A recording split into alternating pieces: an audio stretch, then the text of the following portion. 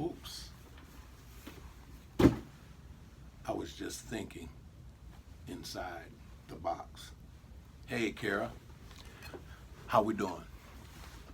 Remember the last time I left you guys, I told you next time we met that we were going to start thinking about this concept called thinking outside the box. You saw my head inside that box. You know, how does that debilitate me from being able to think or see anything else around me, right? I can't possibly. So again, thinking outside the box is that same idea.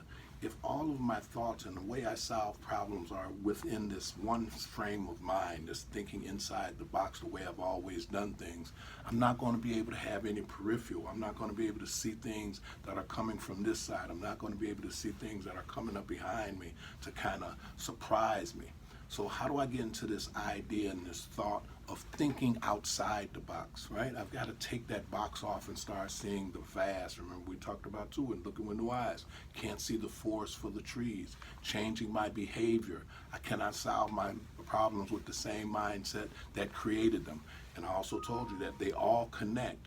Can't just use one at a time. We have to connect all of them together. So now let's kind of explore this idea of thinking outside the box and what does it entail? What does it mean? Thinking outside the box means that we need to not be confined by what we don't have, be it resources, knowledge, confidence, or energy. Thinking outside the box compels us to push ourselves outside our comfort zone, despite our challenges, so that we can set goals and achieve them. We need to also involve others in our commitments. We don't try, we do. The reason we want to involve others in our commitments because now people can hold us accountable. So people can call us on our sugar honey iced tea. They can kind of challenge us and kind of motivate us and push us. We don't try, we do. That's two of the kind of curse words we don't use around here at CARE. One is can't, and the other one is try. And the reason we don't is because it kind of gives us a scapegoat to say, you know what, well, I tried.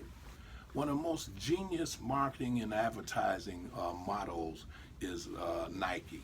Nike says, just do it. They don't have no excuses, they just get it done.